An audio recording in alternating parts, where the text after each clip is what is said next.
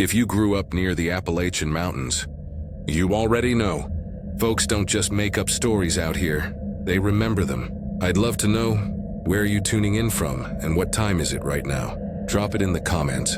It's wild how many of us are sitting in the dark, listening to the same story, scattered across different corners of the country.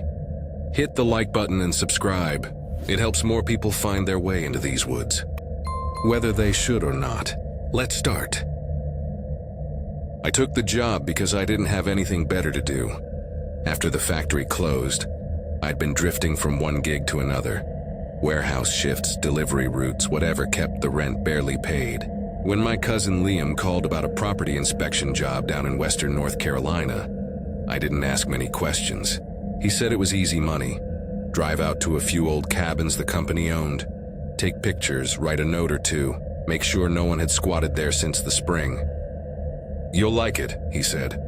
No people, no bosses breathing down your neck. Just you and the hills. He was right about that part. The job started in late October, just when the mountains turned gray and skeletal.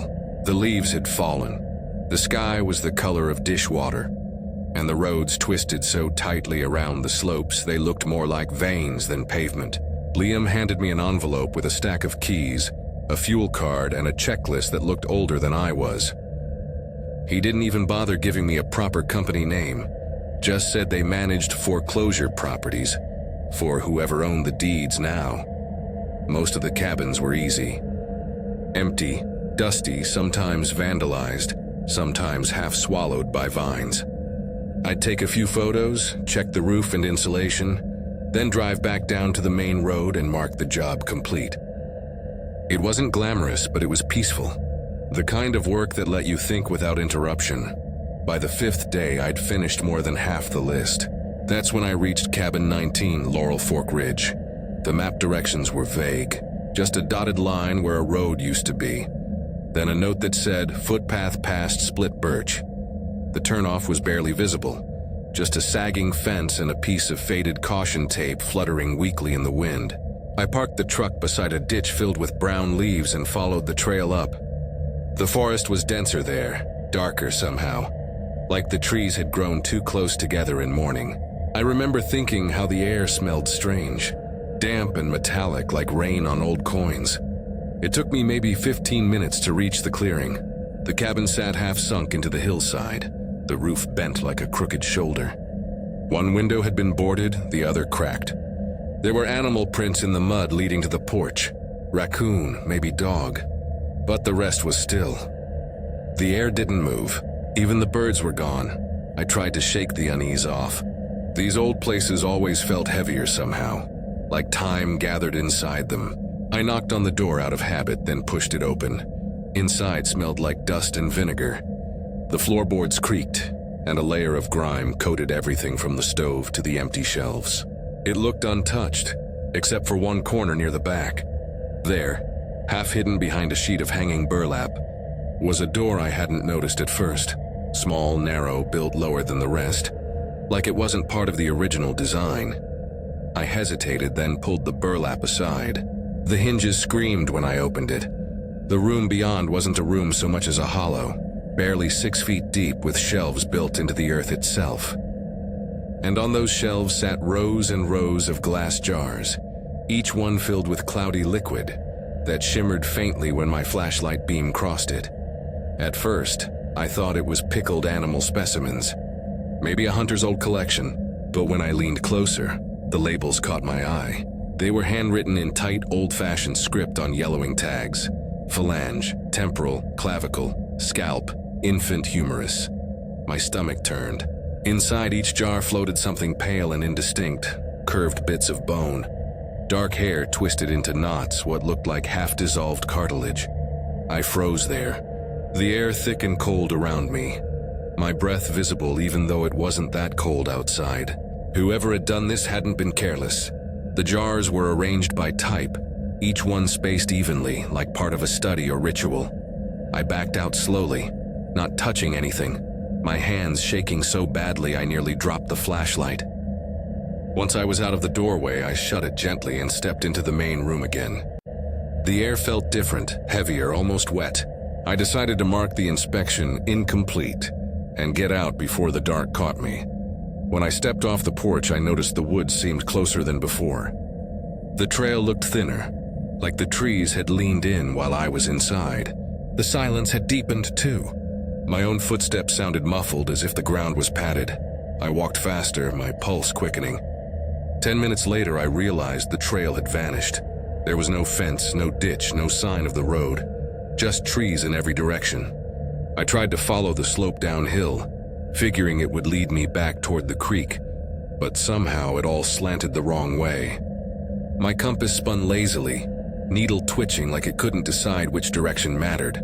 After a while, I caught sight of the cabin again, only it looked different. The door hung open wider, and something glimmered faintly in the window. I thought about calling for help, but the radio on my belt only gave a wall of static. When I got closer, I saw why it shimmered. The jars, they weren't in the back room anymore. They were all over the cabin now, lined neatly on the sill across the table, stacked beside the cot. Some were bigger than I remembered, newer looking, with clear handwriting on white tags. I stepped closer, heart pounding, and read one. Left hand, then another. Throat, then one that made my knees go weak. Visitor. The lid on that jar was still wet. Something moved behind me, a whisper of cloth brushing wood. I turned, flashlight cutting across the doorway. For a heartbeat, I saw a figure standing in the yard. Not close, but not far either. A tall shape, thin as the trees, with something hanging from its shoulders that fluttered faintly, like strips of fabric. It wasn't fabric. It was skin. The thing wore a patchwork of flesh, dried and pale, stitched crudely with twine. Where its eyes should have been were two black hollows, and where a mouth might have belonged was a split seam pulled wide by hooks or wire. I stumbled back and the beam wavered, flashing against glass.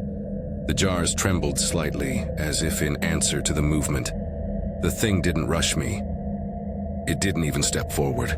It just lifted one arm and pointed toward the open door. The flashlight flickered once, then died. I didn't wait to see more. I bolted down the slope, half falling, half running through brush so thick it clawed at my jacket. My lungs burned. Branches whipped my face. When I finally saw the glint of metal ahead, the truck, I nearly cried. I sprinted the last few yards and yanked the driver's door open, and froze. Sitting neatly on the passenger seat was a jar, small, fresh, the lid unsealed. Inside floated something pale and round, with a torn scrap of cloth caught beneath it, the same blue fabric as my work shirt. I gagged, slammed the door and threw the truck into reverse, gravel flying behind the tires. I didn't care which direction I went. I just needed distance. The forest blurred past. I didn't stop driving until I hit pavement again. When I finally checked the mirror, there was nothing following me, just fog creeping down the slope like smoke. I drove back to town and didn't say a word to anyone. Not Liam, not the company, not the sheriff. I dumped the truck at the motel parking lot, left the keys under the seat, and caught a bus the next morning. But the story didn't end there. 2 weeks later, Liam called, pissed that I'd vanished mid-job. I told him the truck had broken down, that I'd mailed the keys. He didn't seem to care much, just muttered something about paperwork. Before hanging up, he said one thing that made my skin crawl. Funny thing, he said. They can't find cabin 19 on the list anymore. The GPS data shows it was never there. You sure you wrote the right number? I hung up before he could say more. That night I couldn't sleep. Every sound in the apartment made me flinch. The hum of the fridge, the groan of pipes, the creak of floorboards settling.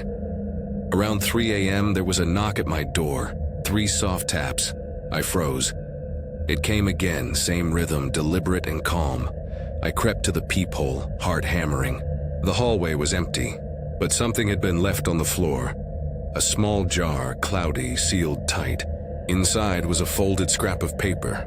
I picked it up with trembling hands, holding it away from me as I unscrewed the lid. The paper was wet, the ink bleeding, but I could still make out the words written in that same cramped hand I'd seen on the labels. Return what is kept. That was 3 nights ago. Since then, I've been hearing faint clinks in the dark, like glass tapping against glass. Sometimes from the kitchen, sometimes from under the bed. Last night, I woke to the sound of something rolling gently across the floorboards. When I turned on the lamp, a jar sat by the door. This time, the label was clear. It said heart, and I think it's mine. When I think back on that autumn, I still tell myself it was just a job. That's what I keep saying anyway. Just a contract gig that went sideways. Nothing mystical, nothing cursed. Just one of those bad turns that happens when you wander too far past where maps mean anything. The listing was simple enough. Trail restoration, temporary labor, lodging provided. I found it on a corkboard at a truck stop near Bristol, thumbtacked between a lost dog flyer and a used chainsaw ad. The contact name at the bottom said Henry Belk. I called the number, and a man with a voice like wet gravel told me to meet him at a ranger outpost north of a place called Crow Ridge.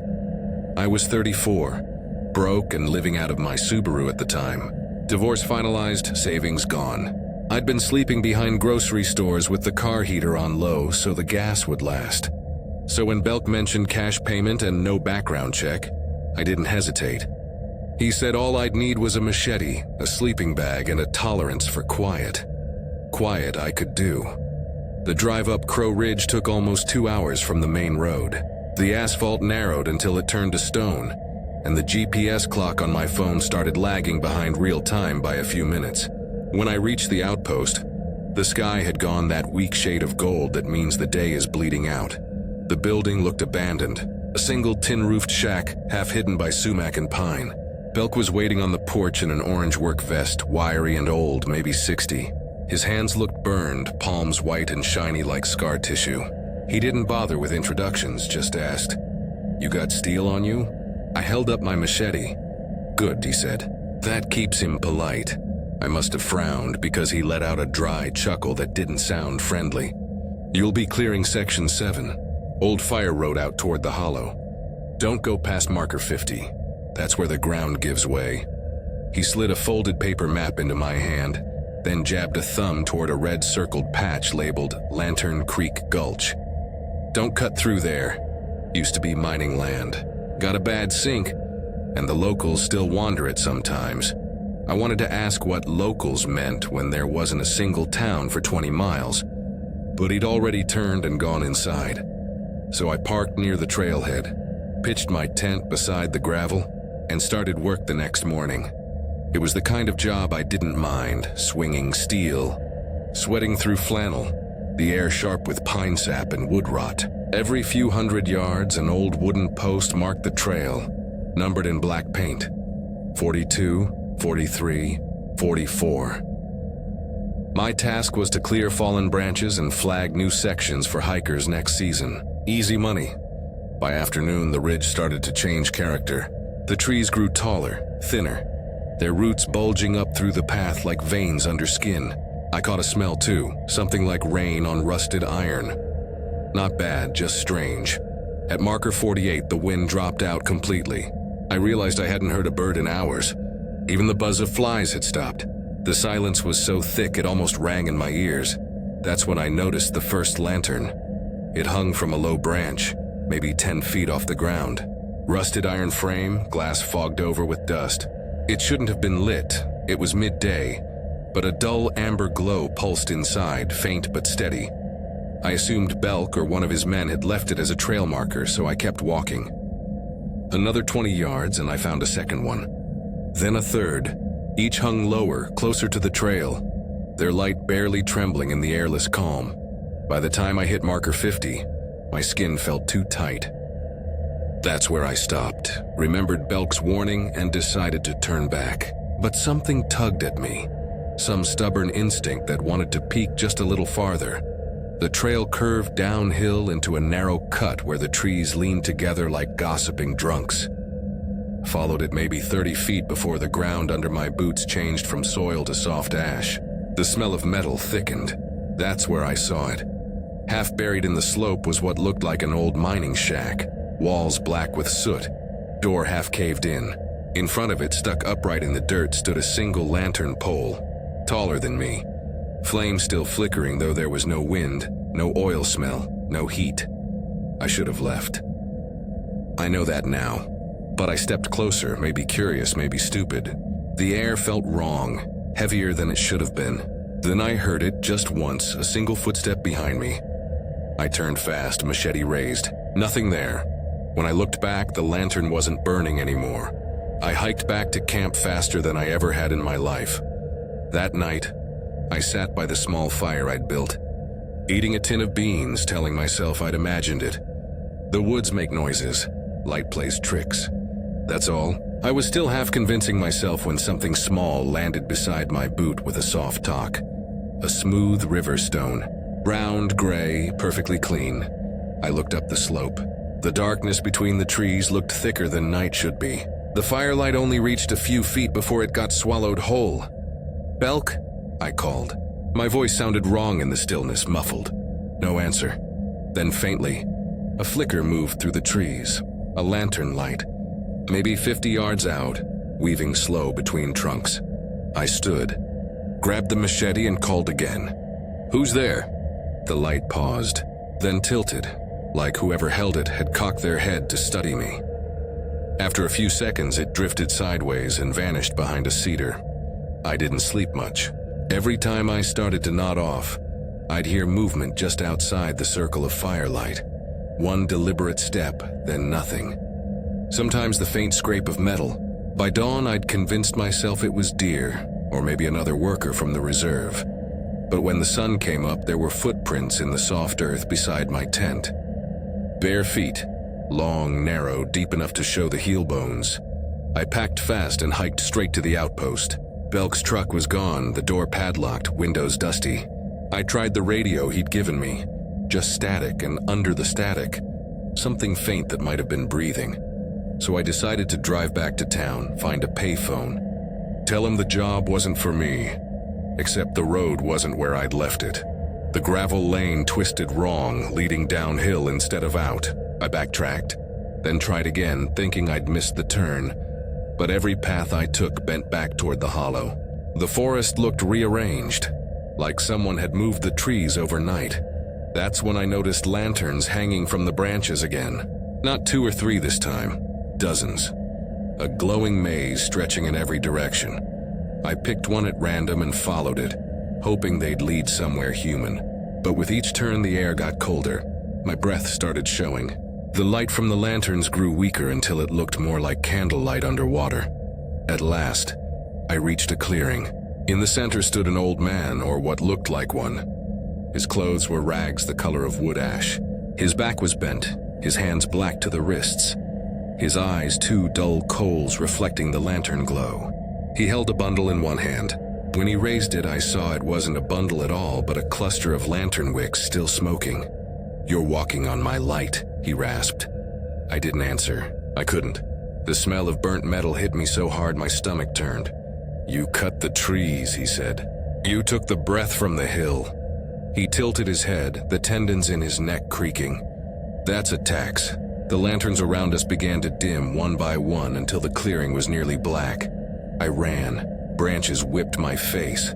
The ground shifted underfoot, soft like mud though it hadn't rained. I didn't stop until I saw the gleam of my truck through the trees. I yanked open the door, slammed it shut, and jammed the keys in the ignition. The engine caught on the 3rd try. When I turned on the headlights, the beams caught a shape standing at the edge of the woods. It was holding a lantern high, flame steady and bright, its face hidden behind the glare. Then it raised its free hand and pointed toward me, slow and deliberate. Before the light blew out like a candle, I drove until I hit pavement. I didn't look back. That night in a motel outside Boone, I told myself it had to be an elaborate prank. Locals messing with outsiders. Some campfire legend come to life. I even laughed about it, until I went to brush my teeth and saw my reflection in the mirror. Across my cheek, smeared faintly like soot, was a fingerprint. Long, black, burned into the skin. I scrubbed until it bled, but it didn't fade. The next morning I called the number Belk had given me. Disconnected. I checked the paper map. No Crow Ridge listed. No Lantern Creek. No Black Hollow Nature Reserve. Just blank space where the mountains folded. I drove to the nearest ranger station I could find, and asked if anyone knew about a man named Henry Belk. The ranger, a heavy-set woman with gray hair, frowned. "Belk?" She said, "You sure about that name? We had a Henry Belk here once. Worked the fire roads in the 60s. Died out on Crow Ridge after a lightning strike. They say he burned to bones before anyone could reach him." I thanked her and left, trying not to show the tremor in my hands. That night, I stopped at a rest area halfway to Asheville. My gas was low, my nerves worse.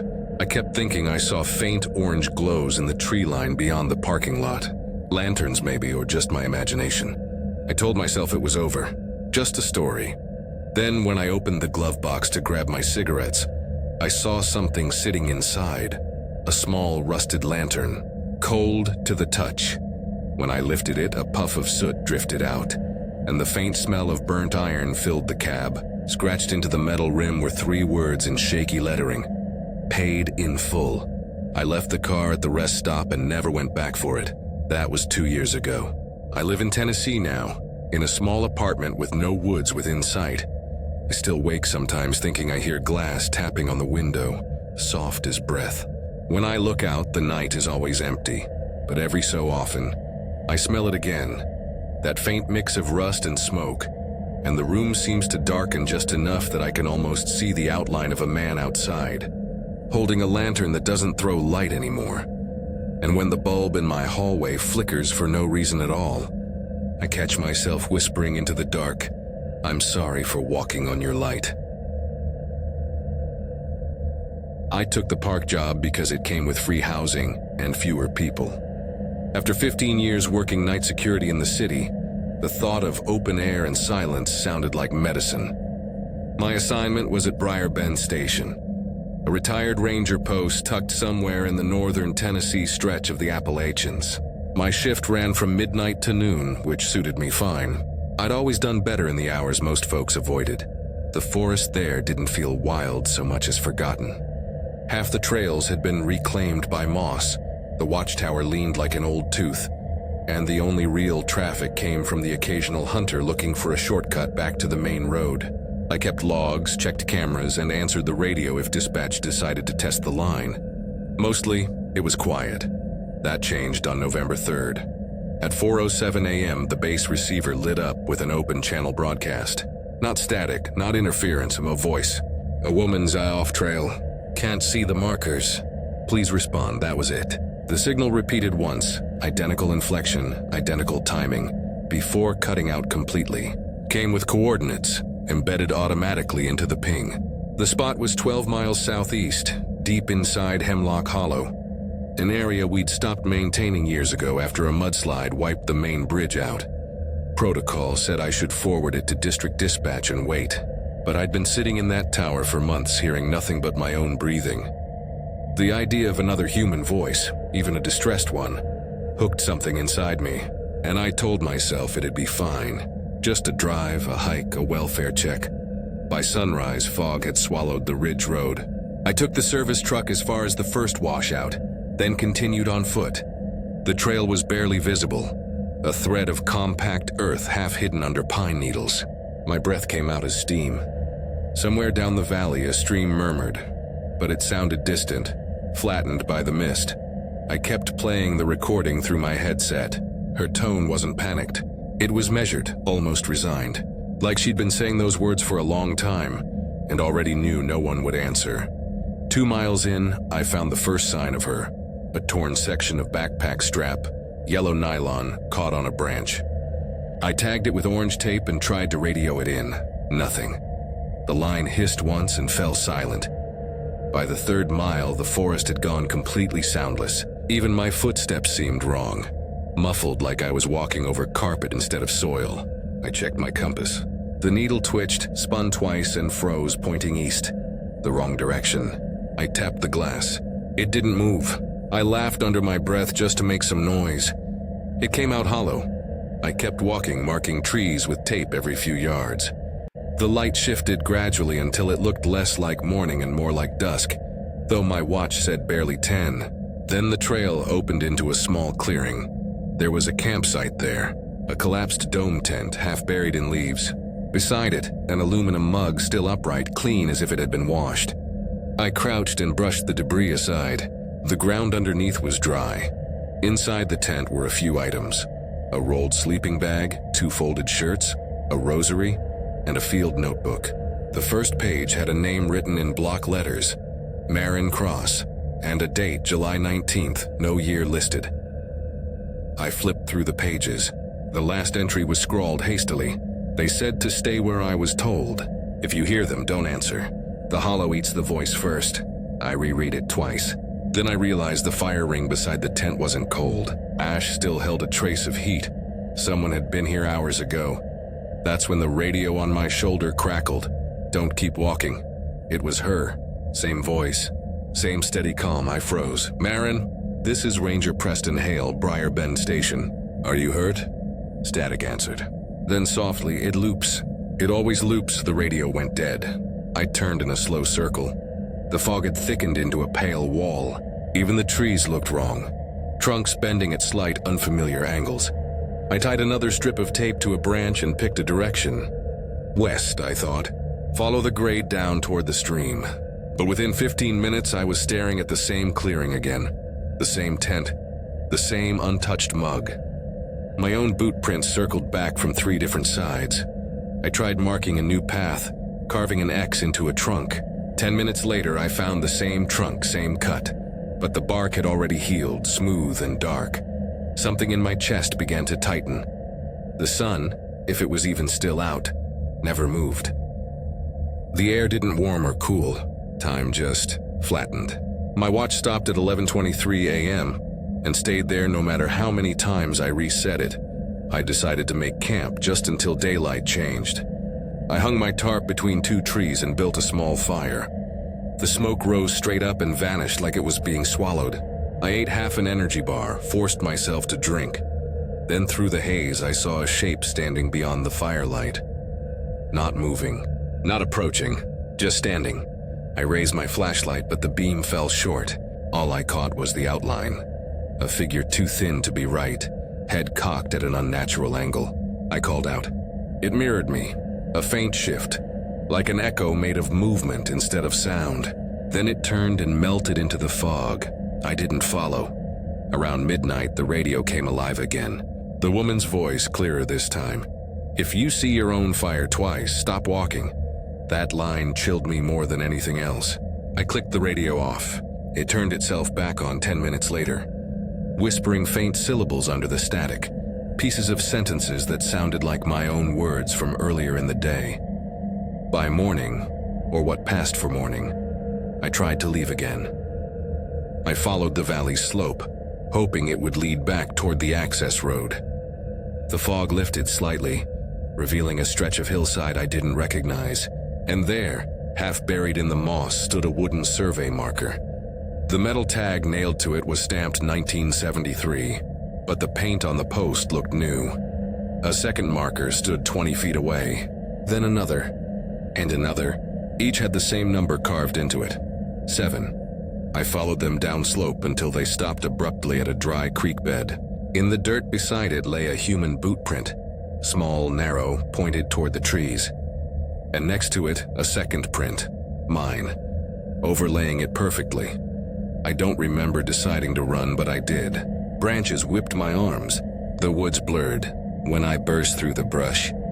I nearly fell into another clearing, larger, open. Sun slanting through in thin white columns. For a heartbeat, I thought I'd made it out. Then I saw the station, not the real one, but an imitation of it. A squat cabin built of rotting logs, windows black, roof sagging. On the porch, an old ranger's jacket hung on a nail, identical to mine. The patch even bore my name. Inside was a desk with a radio, a chair, and a single sheet of paper. On it was written one line in looping pen. Tell the next one to stay, the radio clicked. Static gave way to a recording. My voice this time, reciting coordinates and calling out a distress code I hadn't spoken. I turned and ran again, this time straight downhill until my lungs tore. When I finally saw the shimmer of asphalt through the trees, it didn't feel real. My truck sat exactly where I'd left it.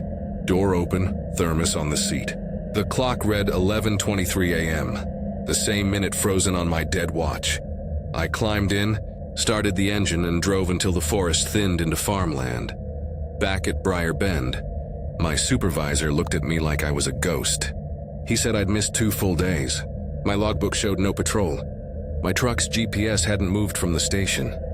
They played me the bass recording from 4:07 a.m., the original woman's transmission, but the voice wasn't female anymore. It was mine. They ran a search the next day at the coordinates I'd given. No tent, no markers, no evidence of anyone named Marin Cross ever existing. I quit that week, boxed up my uniform and moved inland. But sometimes I'll be driving late, radio scanning for music when a channel cuts through the static with a voice.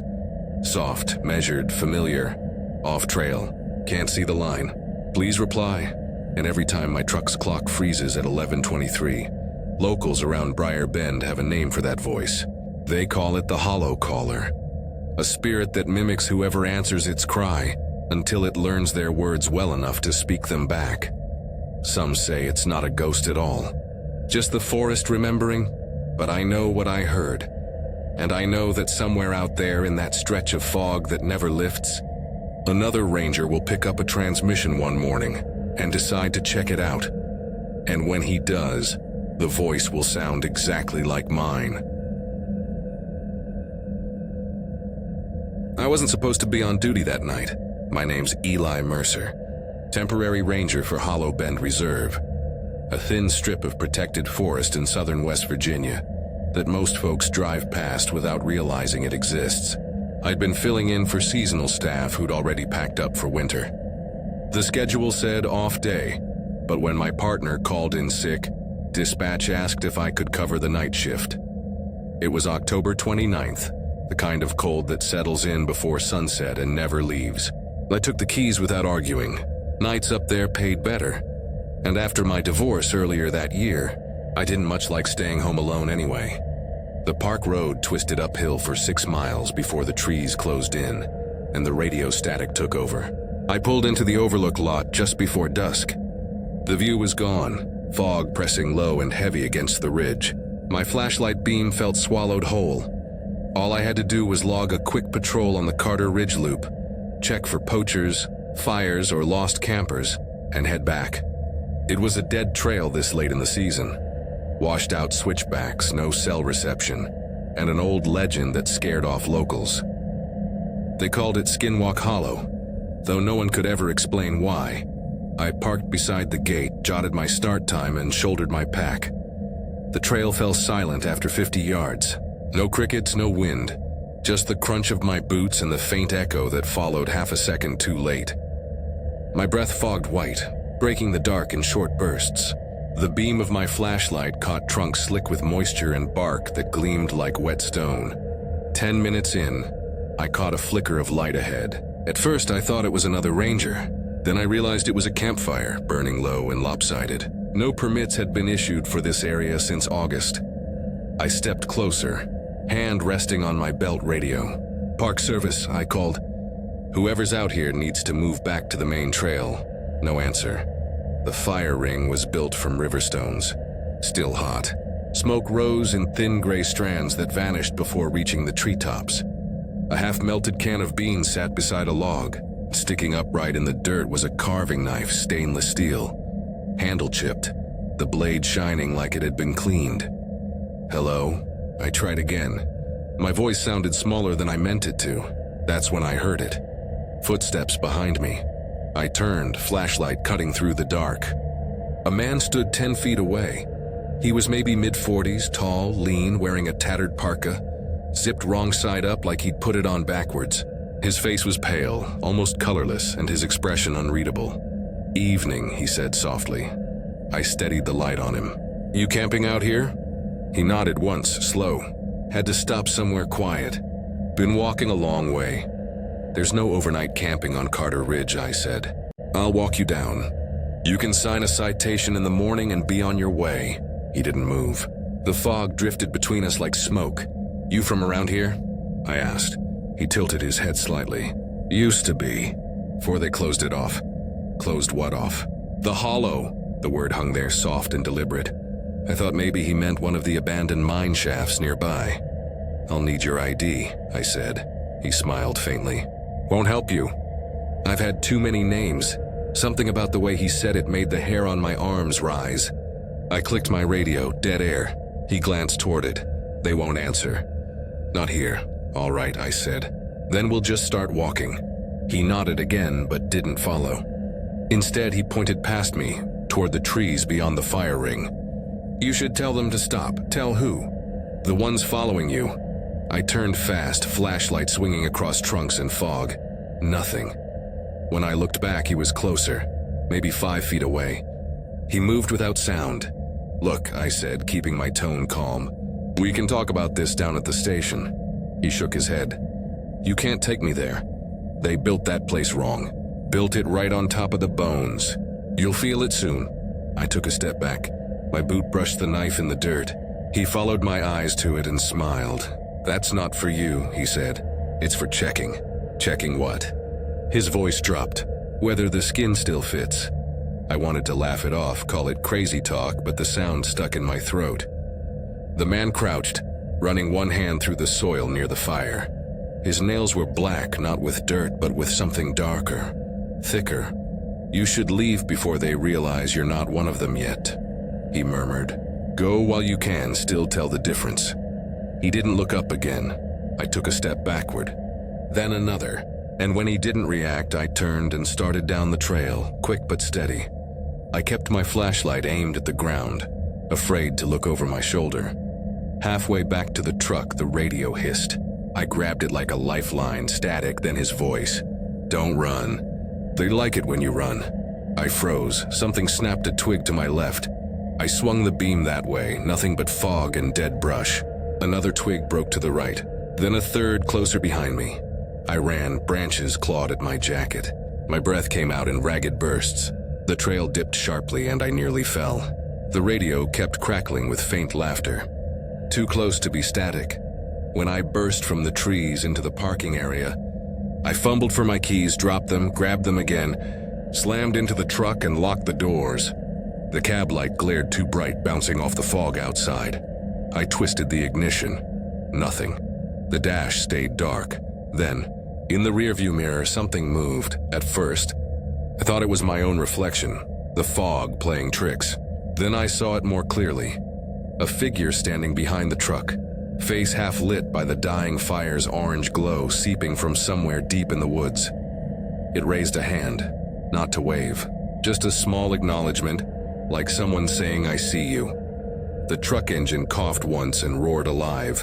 I hit the gas, fishtailed onto the access road, and didn't let up until asphalt replaced gravel.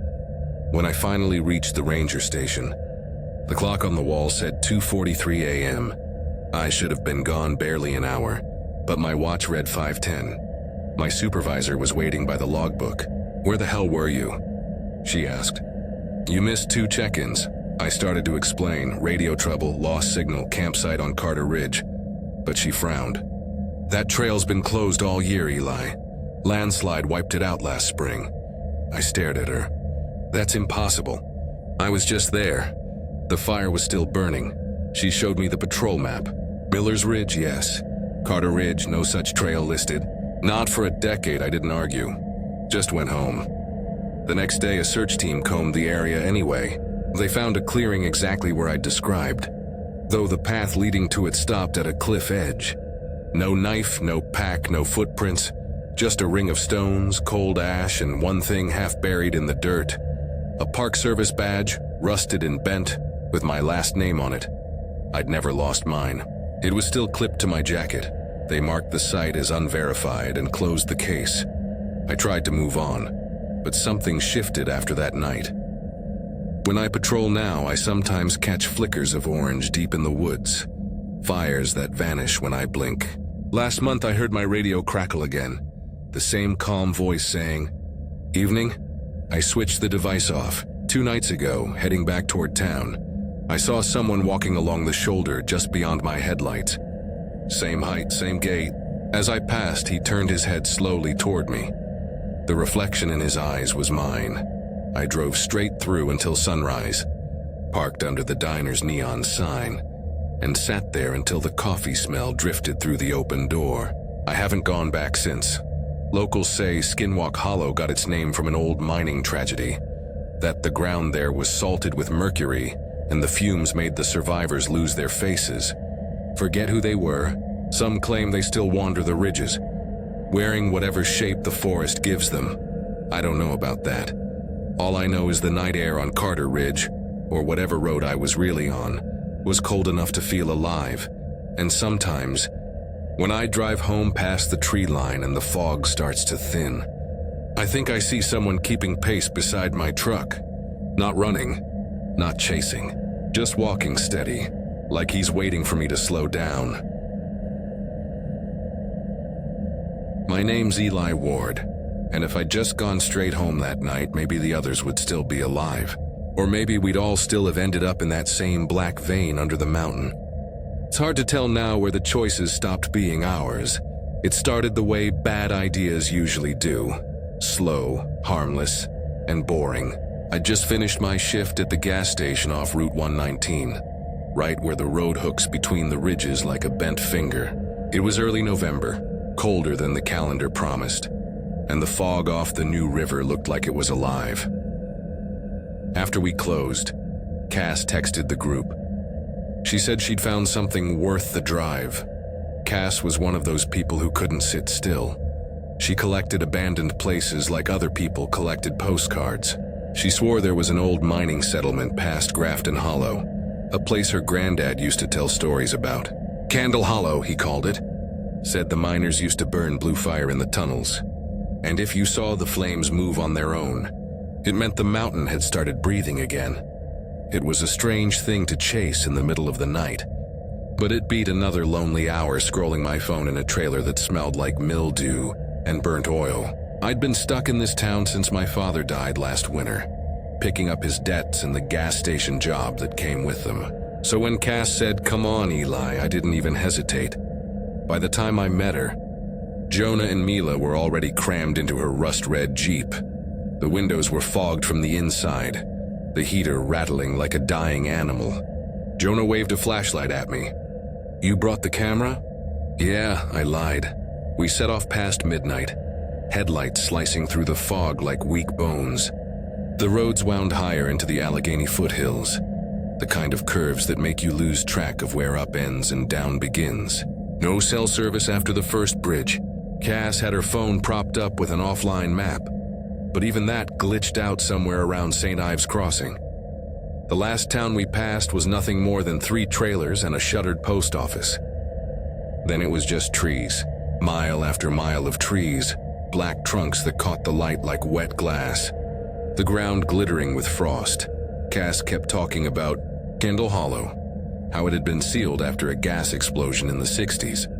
Her grandfather worked in the company store there and swore it wasn't gas at all, but the hollow taking its due. Said miners would go down with candles for light, but sometimes the flames turned blue, and when they did, something would whisper their name. Jonah laughed, but it came out tight. "So it's just methane, right? That's what makes fire blue." "Sure," Cass said. "Methane that calls you by name." We reached the turnout around 2. The mountain rose like a bruise in the fog. Cass parked by a rusted fence where a no trespassing sign leaned half buried in weeds. Behind it, a service road twisted uphill, swallowed by dead leaves. We grabbed our flashlights and climbed. The air thinned fast, cold enough to sting the lungs. Somewhere below, water ran unseen, the steady drip of an underground stream. The smell changed too. First wet soil, then something sharper, metallic like rust and candle wax. The road ended at a clearing ringed by collapsed shacks. The sign hanging from a bent pole read Burnley Mine No. 3 in faded letters. The entrance itself was half hidden behind a slide of rocks, a black crescent in the hillside where old beams still jutted like ribs. Cass grinned. "Told you it's real." Mila frowned. "You said it was sealed," Cass shrugged. "Guess somebody unsealed it." The beams creaked when we stepped closer. Cold air poured out, too cold, like opening a freezer. The light from my phone caught the edge of a yellow helmet half buried in dust, cracked down the middle. We should have stopped there. I think we all knew it, but Jonah said, "If we don't go in, we'll just imagine it worse than it is." So we went in. The first stretch of tunnel was dry, packed dirt and old support frames overhead. Cass's flashlight beam swept across pick marks carved decades ago, layers of work frozen in place. The deeper we walked, the more the walls changed. Slick with moisture, mineral streaks glistening like veins. After about 20 minutes, we hit a junction. One tunnel sloped upward, blocked by a cave-in. The other twisted down. Cass picked down. The air grew heavy, damp enough to taste. Our breath fogged in front of us, even though the ground stayed strangely warm. Then Jonah stopped. "Do you hear that?" It was faint at first, a hissing like water boiling far away. Then a flicker of blue light danced ahead. Just a single wisp at first, hovering, moving as if it had weight. Cass whispered, "That's it." That's what he talked about. The candles. The light vanished, then reappeared further down, brighter. Jonah aimed his camera. It's probably gas seeping up. Look, it moves with air pressure, but the air wasn't moving. Everything felt sealed. We followed anyway. The blue light led us deeper until we entered a large chamber where old mining carts rusted in place. A tangle of rails curved into a pit filled with stagnant water. The smell was unbearable. Old oil, rot, and iron. There were candles everywhere. Dozens of them stuck into the ground, melted down to stubs. Their flames burned the same blue. Steady, silent, unnatural. Mila's voice trembled. "Who lit these?" No one answered. Cass crouched to look closer. "These aren't candles. They're..." She reached out and touched one. The flame bent toward her finger. The room went dark. I don't mean the candles went out, I mean everything did. Our flashlights, our phones, even the faint sound of dripping water cut off. It was like someone had pulled the world's plug. When the lights flicked back, Jonah was gone. Cass screamed his name. The echo bounced wrong, like it hit corners that weren't there before. Then a voice came from the tunnel we'd entered through. Jonah's voice, calm, low. "This way." Cass bolted toward it before I could grab her. I followed. The tunnel looked different now. Narrower, smooth walls like poured stone. We ran until we saw him standing under a flickering bulb. Only it wasn't a bulb. It was another blue flame floating above his shoulder, and he wasn't holding the camera anymore. His face was blank, eyes reflecting the blue light so deep it looked like they were lit from behind. "Jonah?" Cass whispered. He smiled in a slow, mechanical curl of the mouth, and whispered back, "It's warmer down there." Then he stepped backward into the wall. We screamed. Mila grabbed my hand and yanked me the other way. We ran until the air thinned again, until we found another door. Wooden, ancient, and carved with symbols that looked half-burned. It opened on its own. Inside was a small chamber lined with brick. In the center sat a rusted metal box with glass panels. Something inside it was moving. The glass was fogged from the inside, like someone breathing against it. Cass lifted her flashlight, hand shaking. "Don't," I said. She did anyway. Inside the box was a helmet, just like the cracked one outside. But the face beneath it wasn't a skull. It was gray flesh, eyes open, mouth whispering soundlessly. I realized the fog wasn't fog. It was breath. The mouth moved again, and this time we heard it. Not through air, but through our bones. "Take the fire out with you," Mila screamed. Cass stumbled back, hitting one of the old candles on the floor. The flame jumped from its wick to her boot, blue, silent, devouring. I tackled her, trying to stamp it out, but it didn't smoke or burn like normal fire. It just sank into her skin. She went still. Her eyes turned that same cold blue. Mila ran. I followed. The tunnels blurred. My flashlight beam jittered over walls that seemed to breathe, the stone flexing with each heartbeat. At one turn, we hit a fork that hadn't been there before. The right path was marked with a faint glow, the left completely dark. I grabbed Mila's hand and said, "Dark. We go dark." We ran blind. The air grew hotter, the ground slick. Then came the sound, faint at first, then growing. Hundreds of whispers, all speaking over one another. I could make out words only when I stopped running. Names, dates, prayers, instructions to turn around. And beneath it all, a wet, hollow sound like something crawling inside the rock. We burst into another chamber, smaller, circular. At the center was a single candle burning blue. The walls were covered in writing. "Keep the flame above ground." Mila stopped moving. Her eyes darted around, then landed on something near the wall. Jonah's camera, smashed and blackened. She picked it up. "We can prove this," she said. Something moved behind her. Before I could shout, a shape rose out of the stone itself. The outline of a man, but made of smoke and blue fire. Its face shimmered, changing. First Jonah's, then Cass's, then mine. Mila dropped the camera. The flame in the center flared, swallowing the room in color. I couldn't see her anymore. When I woke up, I was outside. Morning. The fog had lifted and the Jeep sat empty, driver's door open. No sign of the others. My jacket smelled like wax and iron. My palms were burned, faint blue circles at the center. I drove home in silence. That was 3 weeks ago. The sheriff's department found the Jeep a few days later. Said the mine's been sealed since the 80s. No record of Burnley number 3 anywhere. They said it was a dream brought on by gas inhalation. But when I looked through my phone, the pictures were still there. Only the blue light from the candles. Each one floating higher in the frame, like they were climbing. 2 nights ago, I woke to that same metallic smell. The air above my bed shimmered faintly blue.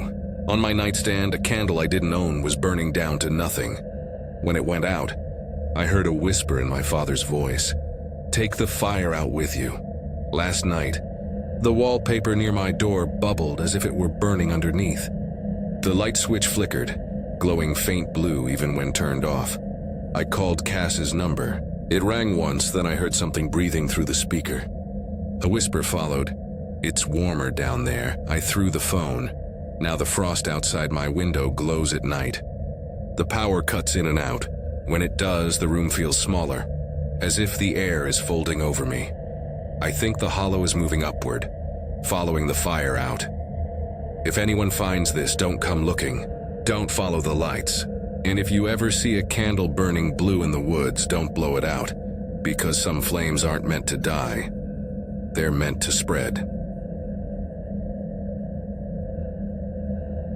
I wasn't supposed to be alone that week.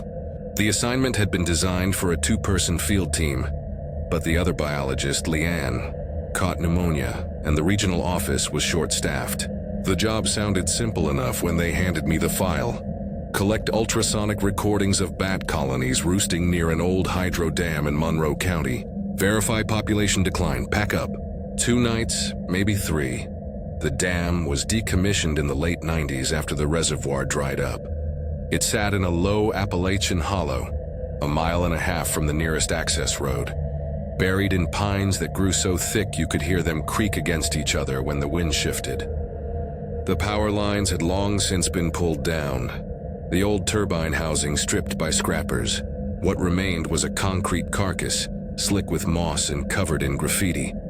The last breath of industry before the forest took it back.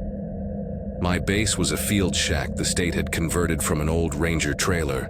1 cot, 1 folding desk, 1 portable generator, no cell service, only a 2-way radio with the faint hope of reaching a relay station 20 miles west.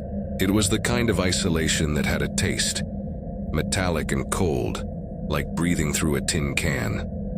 The first day was uneventful. I set up my recording equipment, ultrasonic microphones along the spillway, a motion-triggered camera near the entrance tunnel, and a temperature gauge in the valley floor. The weather had been mild for October, but that evening the fog started crawling down from the ridgeline, slow and deliberate, like smoke from an unseen fire.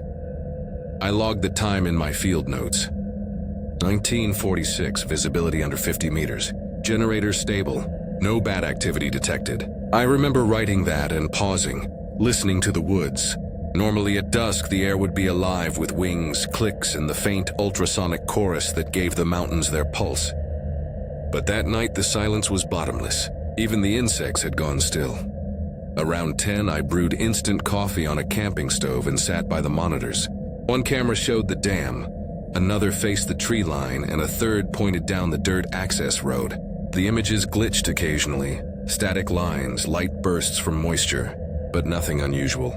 Nothing to justify the unease creeping in under my ribs. At 11:08, the first anomaly appeared. A sharp noise cut through the static, a single metallic ping like a pebble striking steel. The audio feed spiked for a second, then leveled out. I replayed the recording twice. It seemed to come from the spillway microphone. I put on my jacket, grabbed my headlamp, and stepped outside. The fog had thickened into a curtain. My beam barely reached the treetops. The air smelled of wet iron and algae. I followed the path downhill, gravel crunching softly under my boots. When I reached the dam, the concrete walls loomed like the side of a ship. The sound had come from near the intake channel, but there was nothing there. Only stagnant water and a rusted valve half submerged. Then I noticed the footprints. They weren't mine. Smaller, narrower, and fresh, pressed into the mud leading from the maintenance ladder toward the control building's back door. The print stopped there, as if the person had walked straight through the door without opening it. I brushed my hand over the latch. Locked, chain tight, I radioed in. Field post to Monroe Base, possible trespasser near dam perimeter. No response. Just a faint crackle. Then even my name, spoken flatly. My breath caught in my throat. Repeat that? I said silence, then static again. I stood there for a long moment trying to convince myself it had been feedback, maybe a cross-frequency hit from a nearby tower. But there were no towers out here. The nearest active relay was the one I was talking to, the one that hadn't answered. Back inside the shack, I reviewed the footage. For the first few minutes it was normal. Fog shifting, a few moths darting past the lens. Then at 11:07, right before the ping, the camera facing the dam caught a flicker of motion. A figure moved from left to right across the frame. No flashlight, no visible gear. Just a dark outline walking in a slow, steady rhythm. I paused the video, zoomed in until the pixels blurred. The shape was my height, my build. The same jacket I was wearing. The timestamp read 11:07:22. At that exact moment, I was inside the shack brewing coffee. I told myself it had to be an artifact, a light distortion or an old reflection captured from before I'd set up camp. But the timestamp burned into the corner said otherwise. By midnight, the fog had swallowed the world. The generator hummed like a heartbeat in the distance. I logged another note. 012, temperature drop 60 GAC, possible inversion layer. My pen shook as I wrote. I didn't know why. When I stepped outside again to secure the camera cases, the forest had gone utterly still. The fog was so dense it pressed against my skin. Every sound, my breath, the shuffle of my boots as came back doubled, slightly delayed like an echo that was learning me in real time. I froze when I heard it. The crunch of gravel behind me matching my pace exactly. I turned my light and saw only fog. I started walking faster. The echo followed. Crunch for crunch, breath for breath, until it wasn't behind me anymore but beside me. I could feel it, a body's width away, keeping perfect rhythm. When I stopped, it stopped. When I exhaled, I heard the same exhale from my left half a second later. I ran the last 50 yards to the shack and slammed the door. The radio hissed again, louder this time, and through the static came my own voice. Close the gate. I hadn't said that. Not tonight. Not ever. The shack was small enough that the walls vibrated with the sound of the generator outside. I turned off the radio, pulled the plug, and sat in the dark, waiting for my pulse to slow. Somewhere between 1 and 2 a.m. I must have dozed off at the desk. When I woke, the monitors were blank, their power lights dead. The fog had seeped in through the window cracks. My throat was dry as chalk. I reached for my notebook and froze. There was new handwriting on the open page. It looked like mine. The same slant. The same pressure marks. But I hadn't written it. 46, observed self-walking past dam gate. No response to verbal contact. I read it again, the words blurring. My palms went cold. The ink was still wet. I turned on the flashlight and checked the door. Still locked. Checked the windows, latched. Then the radio came alive by itself. No voice at first, only the low, rhythmic sound of breathing. Slow, steady, in perfect sync with mine. Then, "You're early tonight," the voice was mine. Not just the tone. Every microscopic inflection, like I was hearing a playback of something I hadn't recorded yet. "Who is this?" I demanded. "Identify yourself." The breathing stopped. A long silence. Then a quiet reply. "You know where I am." I should have stayed inside. Every instinct screamed it. But training made me move. The need to verify, to collect evidence, to ground the impossible in data. I grabbed the flashlight and stepped outside. The fog had lifted just enough to show the outline of the dam. The gate stood open, chain unbroken. A thin trail of wet footprints, mine unmistakably, led from the shack down the path. I followed. Each print gleamed faintly, as if reflecting a light source that wasn't there. They stopped at the intake tunnel, a black archway beneath the dam where the turbines used to spin. The water pooled ankle-deep inside, stagnant and cold. I aimed my flashlight down the tunnel. The beam reached maybe 20 feet before dissolving. At the edge of the light, something moved. It stepped forward slowly, matching my pace. Same height, same build, same headlamp glinting from its forehead. Though my own was the only one powered on. Its light should have blinded me, but instead it shimmered faintly, like heat above asphalt. It raised its hand. I raised mine without thinking. It was like moving in a mirror with a half-second delay. Then it spoke softly. "Keep recording." The flashlight sputtered and died. I don't remember running, only the sound of my own breath tearing the air as I stumbled back up the path. The generator's hum had stopped. The shack loomed ahead, dim and wrong, as though the angles had shifted when I wasn't looking. Inside, the monitors flickered back to life. On one screen, I saw myself, or what looked like me, standing by the tunnel mouth, staring into the camera. The timestamp read 0211. My hands shook as I reached for the power switch, but before I could touch it, the radio crackled again. "Don't shut it off." The voice was right behind me this time. I spun around. The door was open. A man stood in the threshold, half silhouetted against the fog. My jacket, my boots, my badge. His head tilted slightly, like he was studying me. Then in one motion, he stepped forward and the monitors all went white. The next few minutes, or hours, blur together. I remember light, movement, the taste of copper on my tongue.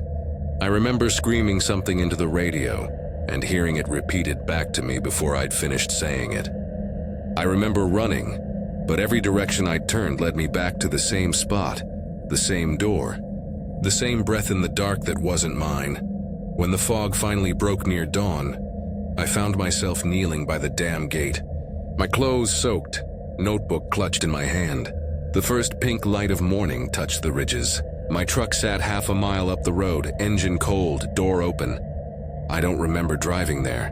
The state office said the data I collected was corrupted. Every audio file filled with overlapping voices, all repeating fragments of my field notes in tones that didn't belong to me.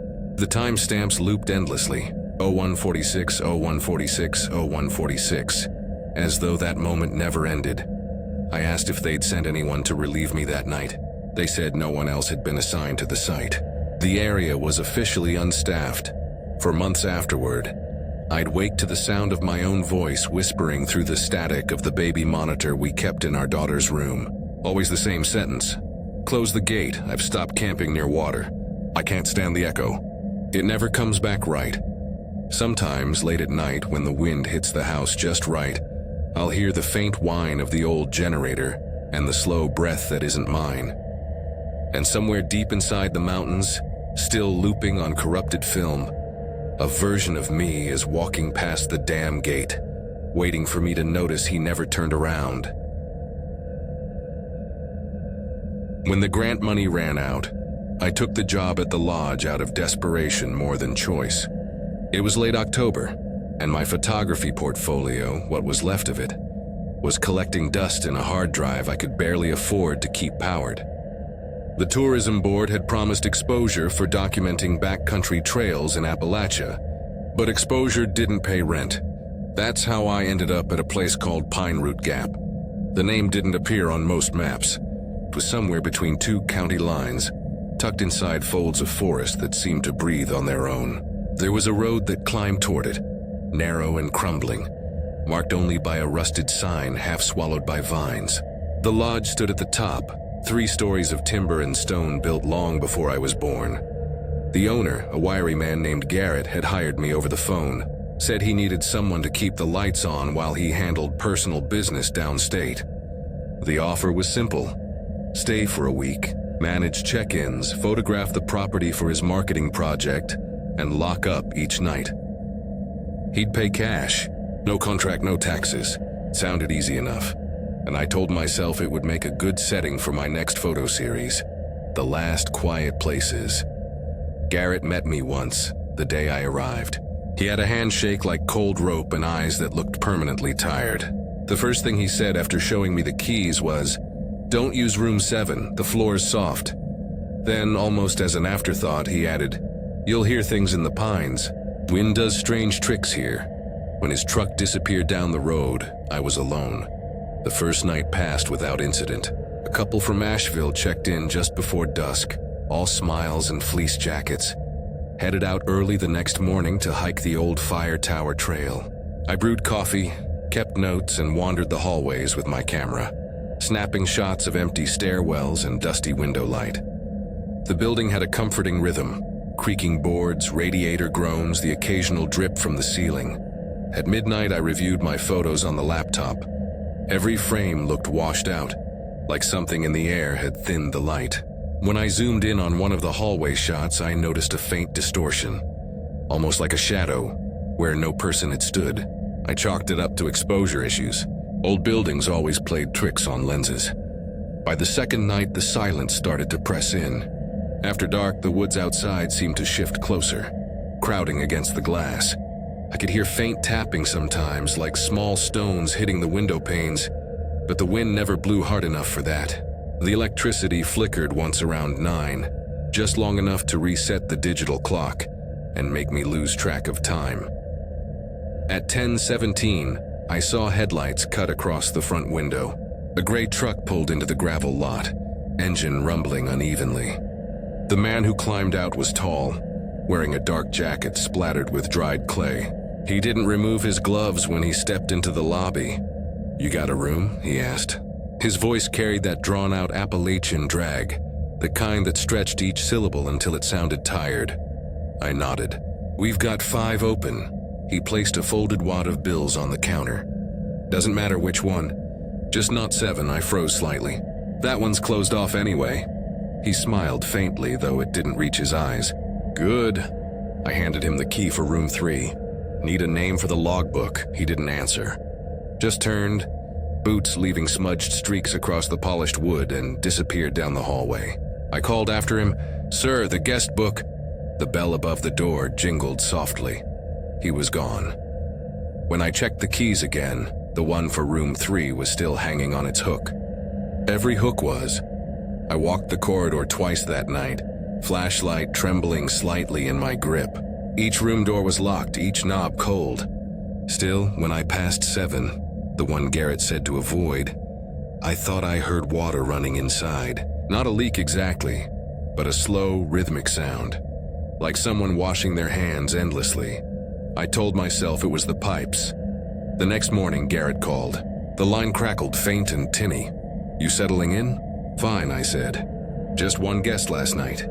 Truck driver, I think. Paid cash." Garrett paused. "Nobody's checked in since you got there." "I saw him," I insisted. He walked straight to his room. Another pause. Then softly, "Which one?" 3. The line went dead. That was when the air inside the lodge changed. I can't explain it any better than that. It just shifted. The smell of pine cleaner and old wood gave way to something damp, earthy, like the inside of a cave. I tried opening a window, but they wouldn't budge. My camera battery, which had been full, blinked red and died. Around dusk, I brewed coffee just to keep busy. Outside, the trees swayed though the air was still. When the clock hit 9:30, I heard the front door creak open again. The bell chimed once. I turned, expecting wind. Instead, the door slowly closed, latch clicking softly into place. Wet footprints marked the entryway. They trailed across the floor toward the hall, stopping halfway down. I followed, heart hammering. The prints didn't belong to the driver. They were bare, human, narrow. The left foot dragged slightly, leaving a faint smear with each step. I traced them to room 7, the one that was supposed to be off limits. The door was ajar. Light flickered inside. I pushed it open. The air was freezing, like the temperature had dropped 20 degrees in that room alone. The wallpaper had bubbled from moisture. and in the far corner the ceiling sagged where water had pooled. The lamp on the nightstand flickered in a stuttering rhythm, like it was breathing. On the mirror above the dresser, condensation had formed words. "Keep watch." I stepped closer, my reflection rippling behind the fog. My breath came fast and shallow, clouding the glass even more. Then faintly, I saw movement behind me. The reflection shifted before I did. I spun around. Empty. When I looked back, the mirror had cleared. The message was gone. The rest of the night passed in a blur of static and half-heard sounds. A phone rang once around midnight, though no line was connected. The front desk light turned on by itself at 3:00. By dawn, I'd decided to leave, but when I went to grab my camera gear, my photographs weren't the same. Every image from the first 2 nights had changed. Where the hallways had been empty before, now faint silhouettes appeared. People standing in doorways, blurred as though moving during exposure. One photo of the lobby, I could clearly see myself behind the counter, though I'd been the one taking the picture. I deleted them all. Garrett didn't answer my calls. The road down from the ridge was barely visible in the fog, so I waited until noon to drive out. But when I reached the turnoff, the sign for Pine Root Gap was gone. The road just kept climbing, deeper into the forest until it looped me back to the same gravel lot in front of the lodge. That's when I noticed something new. The guest book open on the counter. My handwriting filled the latest page. Check-in 10:17 p.m. Name R. Delaney, room 7. My pen was still wet, I don't remember writing it. The generator cut out around 5, and I gave up trying to rationalize any of it. I packed my bag, slung my camera over my shoulder, and started down the trail on foot. I figured I'd follow the riverbed until I hit the county road, but the forest wasn't the same in daylight. It tilted. I don't mean metaphorically. Trees leaned at odd, impossible angles like the whole valley had warped overnight. The river I'd planned to follow had dried to a string of mud. The air buzzed faintly like a radio tuned between stations. After an hour of walking, I realized I'd circled back again. The lodge sat where it always had, quiet and waiting. The only difference was the truck parked out front. It was mine. Same mud on the tires, same dent on the fender. I hadn't driven it back. Inside, the lights were on again. The bell above the door jingled softly, though no one had touched it. On the counter lay a Polaroid photo. My Polaroid. I hadn't used that camera in years. The photo showed the front desk, taken from just outside the door. In the background, standing behind the counter, was me, camera raised, expression blank. Someone had written across the bottom in faded ink, "Welcome to Pine Root Gap Lodge." I don't remember taking it. That night, I sat in the lobby with every light on, waiting for the sun. I kept hearing footsteps upstairs, slow and deliberate, pacing the length of the hallway above my head. Every now and then a floorboard would creak twice, stop, then repeat. At 12:14, the phone rang again. I picked it up before the first ring ended. A voice on the other end spoke softly, familiar. "The floor's soft in 7. It was Garrett's voice, but wrong somehow. "Too even? Too practiced, Garrett?" I said. Silence then after a few seconds. "You're doing fine, Delaney. Just keep the lights low. The guests like it that way." The line clicked dead. The next morning, sunlight poured through the windows, warm and harmless. Everything looked normal again. The footprints had vanished. The mirror was clean. Even the smell of damp wood was gone. I loaded my gear, determined not to look back. But when I reached the lot, the truck was missing again. Only tire tracks remained, curving back toward the trees. I walked down the road for what felt like hours. The air was heavy with the scent of wet earth and pine sap. When I finally saw headlights through the fog, I nearly cried. A county ranger pulled up beside me, window rolling down. "You lost, sir?" "Yeah," I said, voice shaking. "Been staying up at Pine Root Gap Lodge. Can you take me down to town?" He frowned. "Pine Root Gap?" "Yeah, about 5 miles up that road." He stared at me for a moment, then shook his head. "Ain't been a lodge up there since the 70s. Place burned down after a gas leak. Whole ridge closed off now." My throat went dry. "No, it's still standing. I was there last night." He looked at me like I'd said something obscene. "You sure you're all right? Folks around here tell stories about that spot. Say you can still hear the phone ringing some nights. I wanted to argue, to show him proof, but when I reached for my camera bag, it was gone. So was my notebook.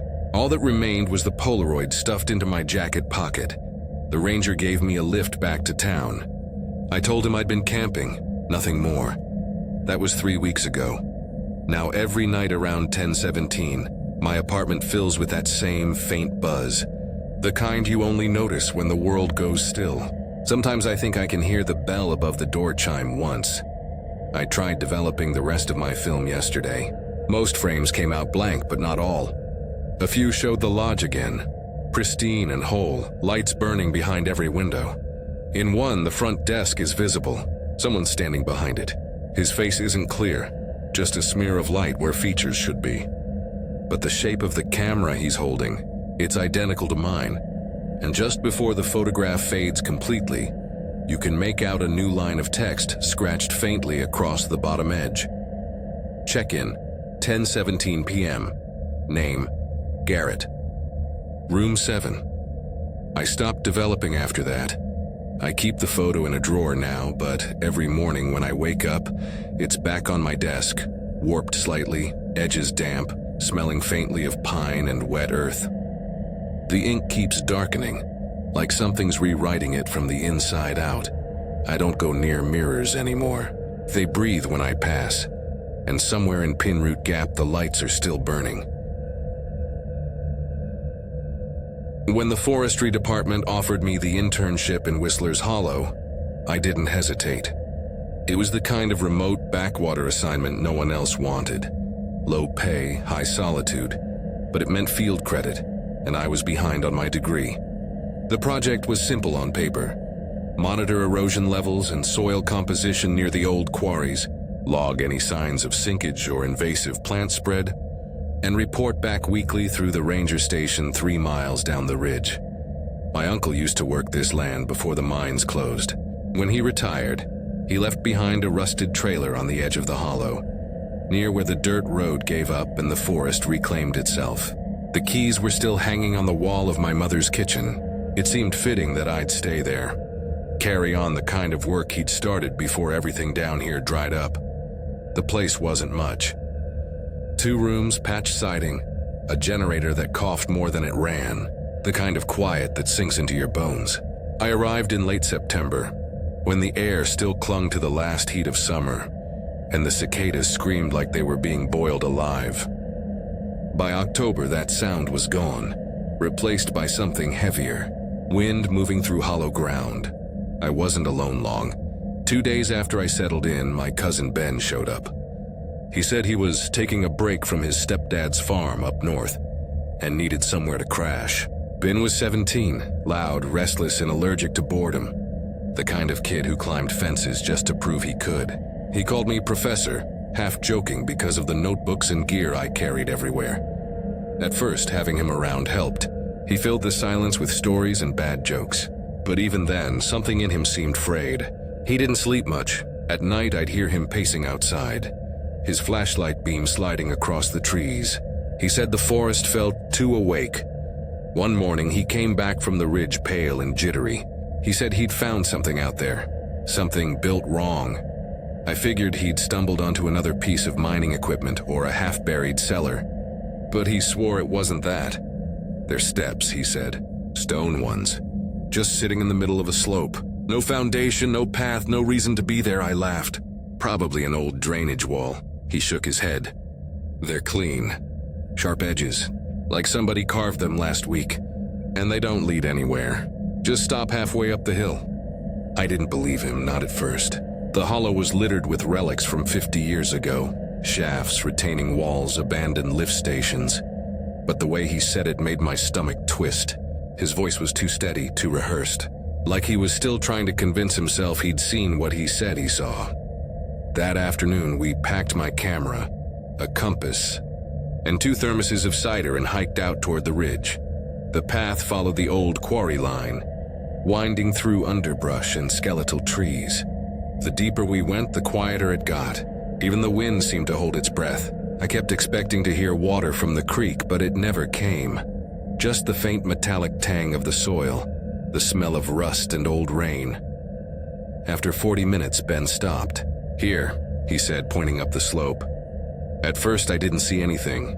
Then the sun shifted and I caught it, the faint geometry of edges too straight for nature. 8 steps rising out of the ground like vertebrae, each one perfectly even, coated in moss slick with dew. They weren't attached to anything. No platform above or path below, just stone in the dirt as if someone had dropped them there and walked away. Ben crouched beside the lowest one. "Told you." I ran my hand across the surface. The stone was cold, colder than it should have been, even in the shade. When I pressed my palm flat, I felt something faint beneath it, a vibration subtle and rhythmic like the pulse of a buried engine. "Probably groundwater," I said, pulling my hand back. Ben grinned. "Then why do I feel it in my teeth?" He stood on the second step, then the third. "It's humming," he said, smiling wider now. "You feel that?" I didn't answer. Something about the sound, or maybe the silence, made my ears ring. He climbed higher. By the time he reached the 5th step, the air around him had changed. It shimmered faintly, like heat rising off asphalt. His grin faltered. "Ben?" He didn't move. "Hey," I said, taking a step forward. "You okay?" He looked down at me, and for a moment I didn't recognize him. His eyes had gone glassy, unfocused. He opened his mouth to speak, but the words came out wrong, delayed, stretched, like his voice had to crawl through mud to reach me. Then he said, "Watch," and he stepped up again. When his foot hit the 8th step, he vanished. No sound, no light, no dust. He was just gone. The air where he'd stood collapsed like the atmosphere had exhaled all at once. I ran to the base and scrambled up, but the stone was solid under my boots. Nothing gave. No hole, no trick panel. I called his name until my throat ached. My voice echoed back from the trees, soft and hollow. I searched until dusk. When I finally stumbled home, covered in mud, the sky was the color of bruised metal. The police came the next day. They asked all the usual questions. Had he been drinking? Using? Fighting?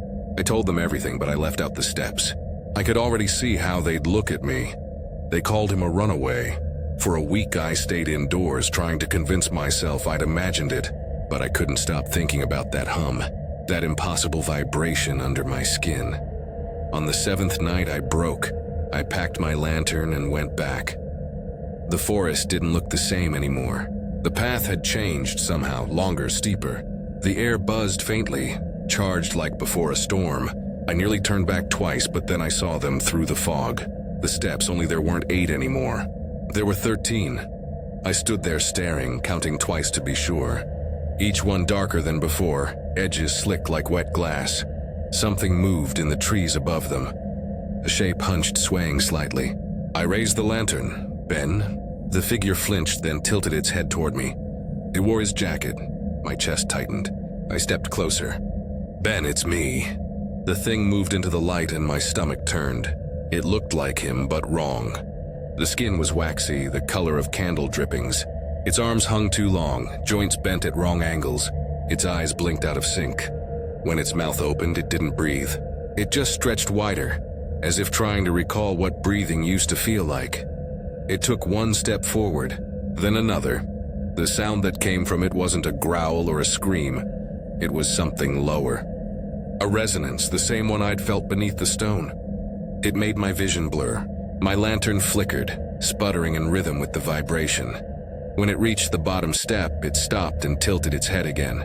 It whispered my name. Not screamed, not said, whispered. And then, in a voice that was nearly right but not quite, it said, "Your turn." I ran. Branches slapped my face. Roots caught my boots. I didn't stop until I saw the trailer lights. I locked the door, every window, every latch. My hands wouldn't stop shaking. That night, just after midnight, came the first knock. 3 taps on the window, slow, even. I didn't move. The next night it happened again. 3 taps. Then silence. By the 3rd night I couldn't take it. I set up one of my field cameras facing the window, hit record, and waited. At exactly midnight, the screen went to static. 10 seconds. Then nothing. Every night after it was the same. 3 taps. 10 seconds of static. On the 7th night I left. Packed my bag. left a note for my supervisor, and drove until the trees gave way to open road. I didn't even look back, but running didn't help. A week later, my phone rang. Unknown number. The voice on the other end was faint, buried in static. It said, "We're still counting." Then it hung up. That night, I dreamed of the steps again. There weren't 13 this time. There were 20. And in the dream, I was standing on the last one, looking down at someone below me. Someone who looked exactly like me, calling my name. When I woke, the room was freezing. My notebook lay open on the floor. Across the last page, written in a shaky hand, were 4 words I didn't write. "The ladder grows longer. I burned the notebook, or I thought I did." 2 days later, I found it again, perfectly intact, sitting on my desk. Same page, same handwriting. Only now there was something else beneath the sentence. Coordinates. I don't remember driving back to the hollow. I just remember standing at the edge of the slope, staring down at those same steps. Though they'd multiplied again. 30 now, each one deeper. Carved so clean they looked like they'd been polished. Something was waiting at the top. It wasn't Ben anymore. It wasn't anyone. It was an outline. A hollow shape in the mist, and when it spoke, used my voice, you made it back. I stumbled backward. "What are you?" It smiled, or maybe it just shifted. The next one. The air pulsed. The ground beneath me rippled like breath. I felt myself sliding forward, though I hadn't moved. The first step met my boot, then the second. The vibration crawled up my legs, through my ribs, into my skull. My thoughts fractured, looping over themselves. 1 step, 2, 13, 20. Each number a heartbeat, each stone heavier than the last. When I came to, I was home. The trailer, the same as before, except it wasn't. The walls felt closer. The windows lower. The floor, cold under my bare feet, wasn't linoleum anymore. It was stone 8 steps, no, 13. I dropped to my knees. The air shimmered. My reflection in the window smiled half a second after I did. Something outside tapped on the glass. 3 times. Slow, even. The sound came from my own hand, and somewhere beneath the hum of the earth, I heard the hollow whisper my name again, this time from above me. When I looked up, there were new steps forming in the ceiling, stone extruding from plaster, reaching downward, waiting. They were clean, even perfect. I took a breath that didn't feel like mine and reached for the first one. I took the night courier job because I didn't have much of a choice. When the ambulance company folded in August, they offered temporary contracts through a private logistics branch. Emergency supply runs, lab samples, plasma, that sort of thing. It paid cash, no benefits, and the routes were lonely, but I was good with long nights. I'd been driving through them for years. That fall, I was working routes along the Cumberland Divide, where the road split like old veins through the Appalachian Hills. The company called it Medical Relay Transport, but really it was one guy, a white van and a rotating list of clinics no one had ever heard of. You'd clock in at sunset, grab a thermos of burnt coffee, load a box marked biohazard or keep refrigerated, and just drive until your delivery sheet ran out of addresses. Most nights were uneventful. Miles of fog, an old country station humming through static, maybe one gas stop around 3 a.m. You learn to love the monotony, the way the road swallows every thought until you start feeling like part of the asphalt. By mid-October, I could run those routes half asleep. I knew every curve by muscle memory. The switchback near Bell's Quarry, the single-lane bridge at Pike's Run, the ridge tunnel that always dripped water even on dry nights. But one Tuesday, a new slip printed from the dispatch terminal just as I was clocking out. The paper was still warm when it landed in my hand. Destination, Fog Hollow Ridge Extension. Delivery, cryogenic transport. Priority, deliver before 11:59 p.m. I frowned. Fog Hollow Ridge was familiar. It sat between 2 old coal towns that hadn't seen a doctor's office in 30 years. But extension? That wasn't on any route. I checked the county map pinned to the wall. Nothing beyond the ridge but timberland and a handful of decommissioned mines. I flagged the night dispatcher, a graying guy named Harlan, who'd been there since the Reagan era. You ever heard of fog hollow extension? He rubbed his temple, squinting at the slip. New clinic, maybe? They've been opening those modular ones near the flood zones. GPS will get you there, I didn't argue. Extra pay for priority drops meant gas money for another week. By the time I pulled out of the warehouse, the sky had started spitting sleet. The road glistened like oil under my headlights. I kept the heat on full blast, though it never seemed to reach my feet. Fog rolled in halfway through the second county. Not drifting fog, but the kind that clings to your windshield like breath. The trees blurred into silhouettes. Even the mile markers disappeared. The GPS flickered once, then locked onto a thin gray line branching off the main road. Turn left in 0.3 miles. There was no intersection. I slowed, peering through the haze, and then the beam of my headlights caught it. Fresh asphalt cutting into the woods. Smooth and black, unmarked, shining wet like it had been poured that morning. No signs, no reflectors, just a single curve vanishing into the dark. I hesitated. The GPS arrow blinked insistently, so I turned. The new road dipped sharply, coiling through trees that leaned closer the farther I went. The fog thickened until I could barely see past my hood. My radio hissed into static, then snapped silent. The temperature gauge dipped below freezing, though the air outside looked mild. The odometer ticked up, 2 miles, then 3. Nothing but trees. Then the pavement widened into a clearing, and a faint orange glow appeared ahead. At first, I thought it was a traffic signal, maybe a worksite light, but as I approached, I saw the outline of a 2-story house. It stood alone in the fog, wood-paneled, old but not ruined, with a single lantern burning in the window. My stomach tightened. The GPS beeped, destination reached. I parked beside what might have been a gravel driveway and cut the engine. The silence hit instantly. Thick, muffled, like the air itself was padded. I grabbed the delivery box from the passenger seat. It was smaller than most, cold to the touch, marked only cryogenic medical unit. The address label was smudged. No contact name, just that same typed Fog Hollow Ridge extension. I climbed the steps and knocked. The door opened almost immediately, like someone had been waiting. A woman stood there. Maybe 30. Long dark hair tied back, wearing a plain gray sweater and jeans. Her expression didn't change when she saw me. No surprise, no curiosity, just quiet recognition. "You're late," she said. Her voice was soft but flat, like a recording played back at low volume. "Traffic," I lied. "Got your package here. Signature required." "Bring it inside," she said. The house smelled faintly of rubbing alcohol and something older underneath. Dust, maybe, or ash. The walls were bare, furniture sparse. A single kerosene lamp burned on the counter, casting the room in wavering amber.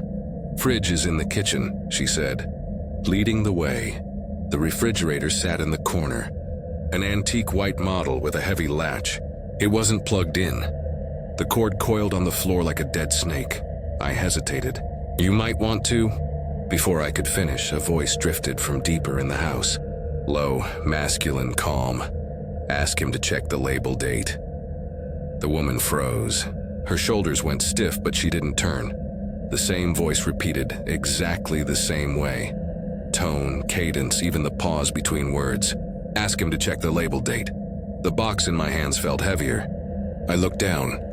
There was no date printed anywhere. No barcode. Just the words cryogenic medical unit repeated twice, once upside down. I set it on the counter. "You got a supervisor I can call?" No answer. The woman's breathing had gone shallow, almost tremoring. From the hallway came a sound, a faint metallic scrape, like a chain dragging across wood. "I should go," I said. She didn't look up.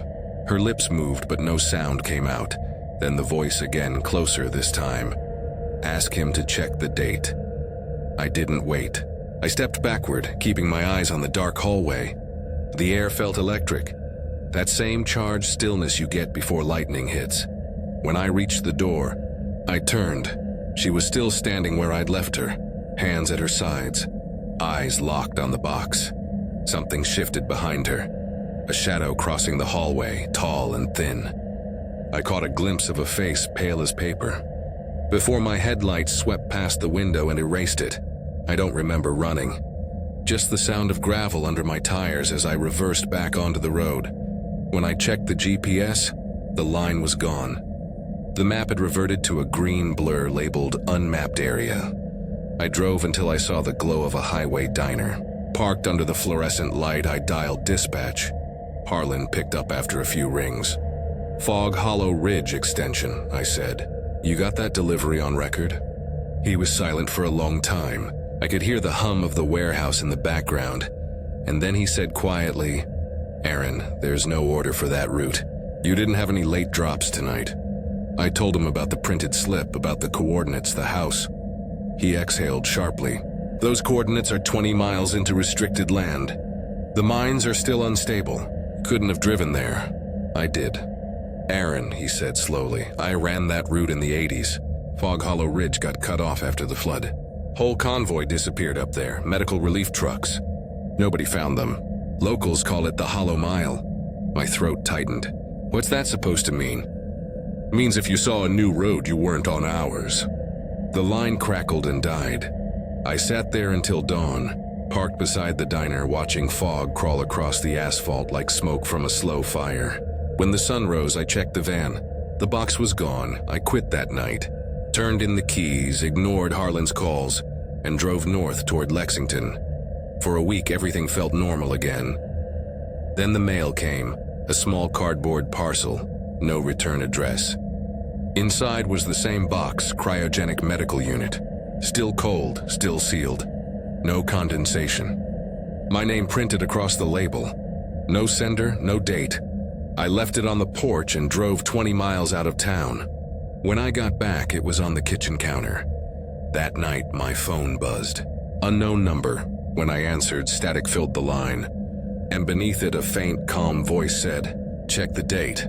I threw the phone across the room. The next morning, I tried to trace the package label through the courier network, but every tracking number I entered came back the same. Invalid, route closed 1987. I called Harlan again. This time a woman answered. "This is dispatch," she said. "I need to speak with Harlan." "Night supervisor." A pause. "Sir, there's no one by that name here. Maybe you're thinking of Harlan Depot. That shut down decades ago." I hung up. By evening, the temperature dropped fast. I could see my breath indoors. The radio turned itself on at midnight, just static. I unplugged it, but the static didn't stop. I sat up until sunrise, watching the frost creep along the window. When the knock came, it was soft. 3 taps, evenly spaced. I opened the door to an empty porch. The box sat there again, centered perfectly on the mat. I opened it this time. Inside was another folded slip of paper, printed from the same thermal machine we used at dispatch. Destination: Fog Hollow Ridge Extension. Courier, A. Lyle. Priority: deliver before midnight. Underneath, handwritten in ink, was a single line: return route active. The air in the room buzzed faintly. My ears rang. The GPS on my desk powered on by itself.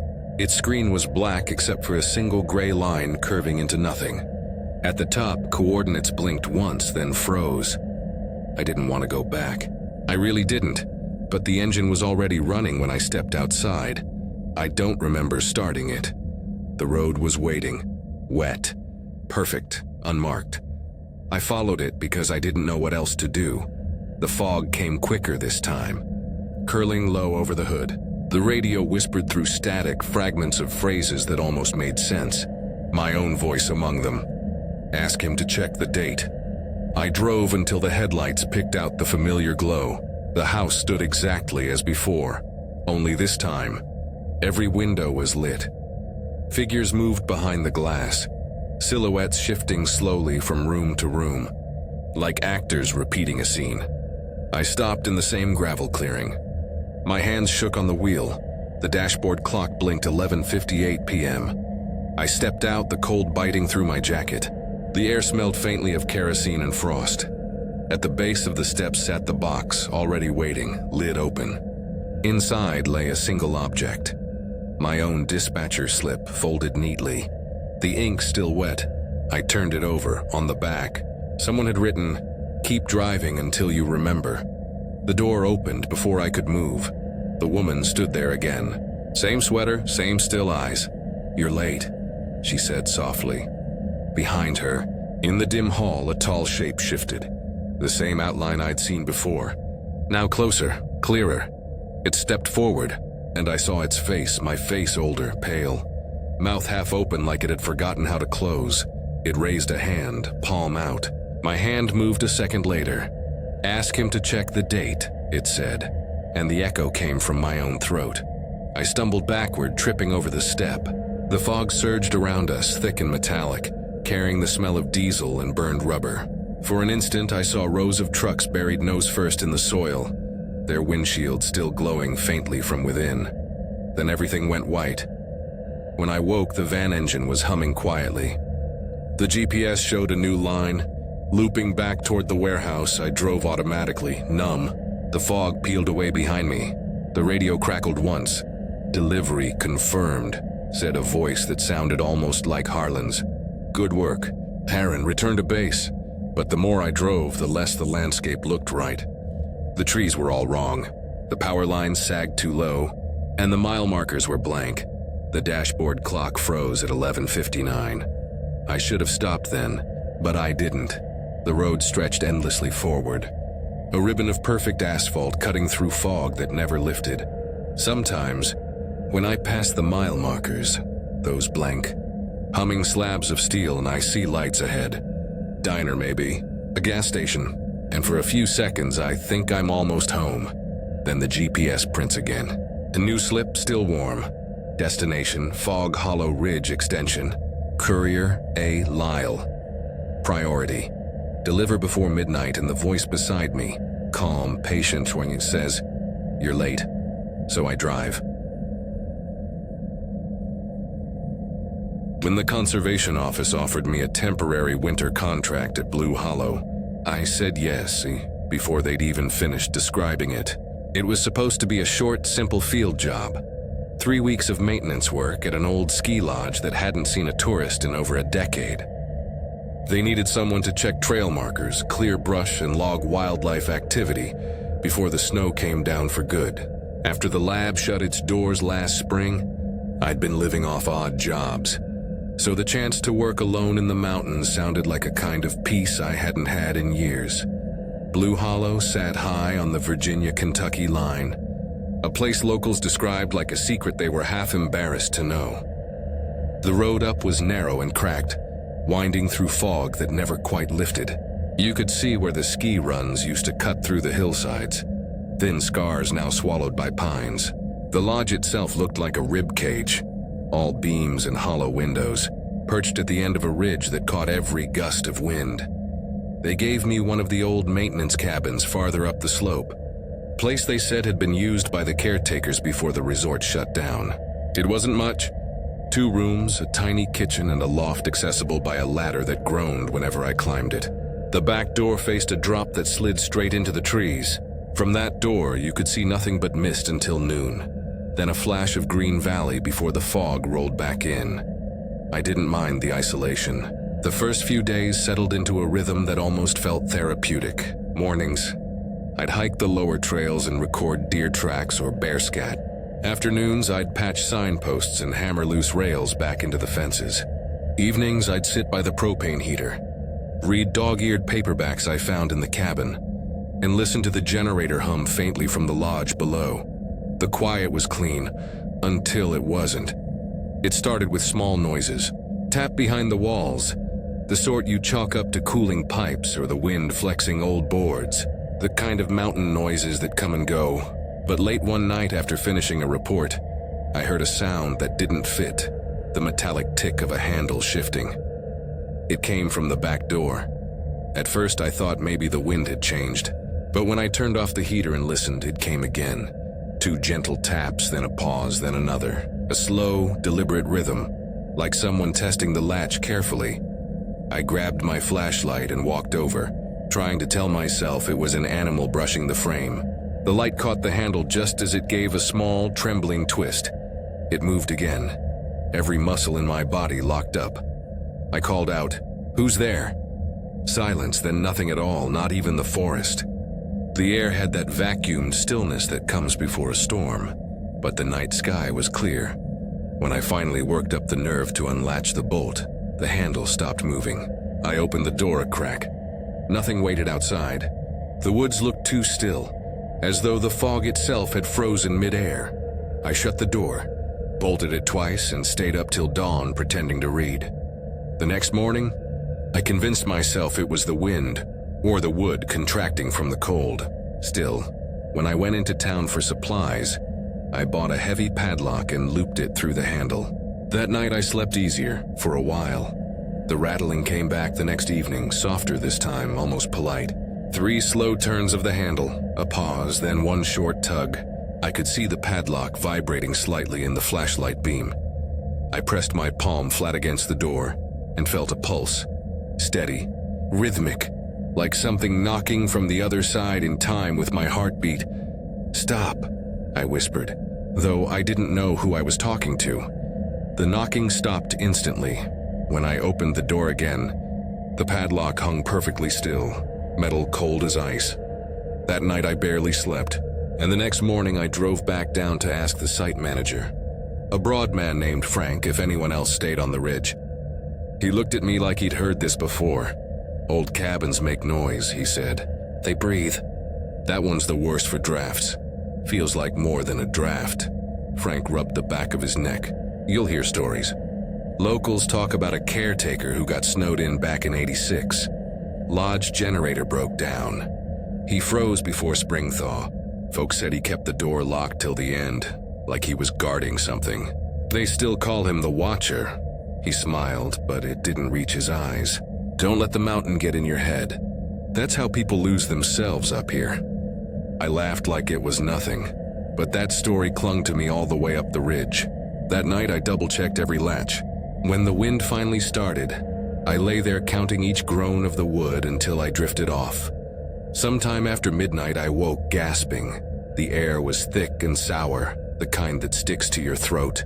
My chest felt heavy, like someone was pressing a hand against it. I tried to sit up, but my body wouldn't respond. My lungs refused to open. My fingers tingled. For a second, the room tilted, shadows stretching across the ceiling. I saw movement by the door, a dark outline, standing perfectly still. Then everything went black.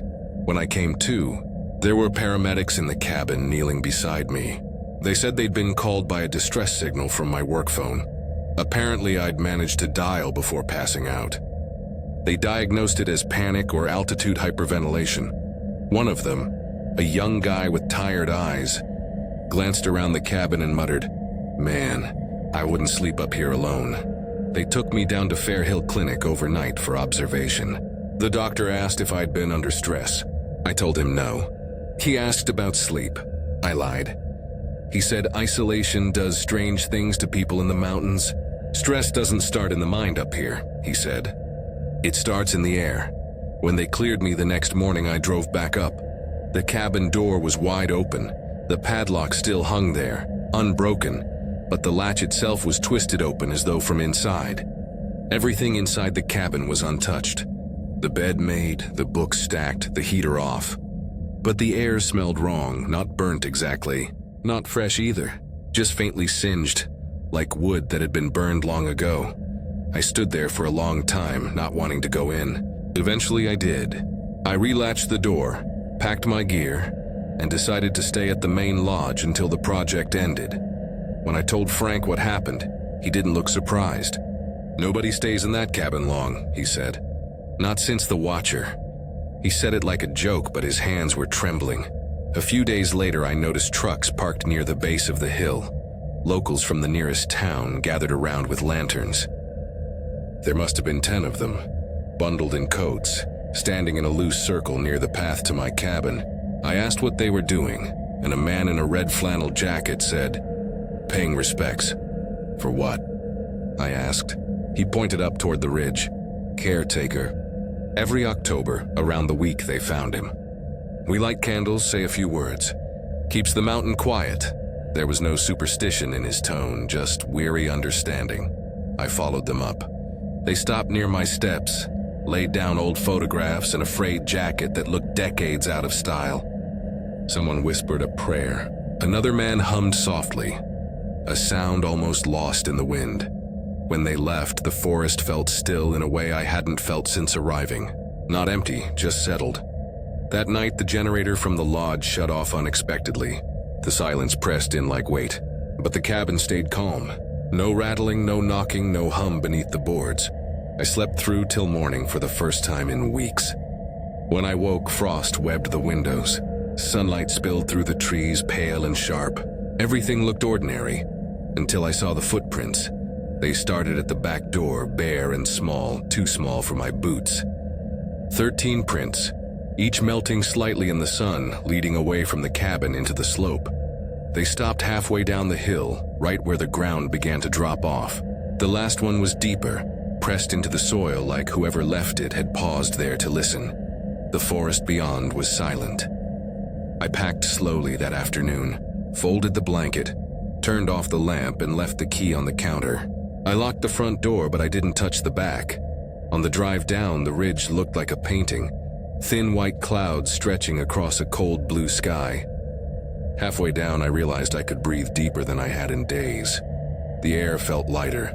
I didn't stop until I hit the valley highway. I told myself I'd swing by the regional office the next day to drop off my report. Maybe even ask for another assignment. Something flat, coastal, warm. But that night, at a motel outside Roanoke, I woke to a familiar sound. Metal tapping, 3 slow turns, then a pause. The bathroom door handle was moving. I froze, staring at it. The rhythm was identical. 3 soft clicks, stop. 1 sharp tug. My breath hitched. When I finally worked up the nerve to reach out, I stopped halfway. The handle was cold enough to sting. And then from the other side, a voice whispered, hoarse, quiet, unmistakably mine. Keep it locked. I yanked the door open. Nothing waited beyond, just a mirror fogged with condensation. I drove all night after that. Didn't even pack my bag. At dawn, I stopped for gas in a small town I didn't recognize. As I stood by the pump, the clerk came out holding a clipboard. You the new caretaker? He asked. What? He flipped the paper around. My name was printed at the top in bold letters. Caretaker assignment, Blue Hollow Lodge. I'm not, I started. But he was already heading back inside. When I looked up toward the mountains, fog had already rolled back in, swallowing the peaks one by one. For a long time, I just stood there listening to the faint hum rising from the hills. It sounded like a generator starting up.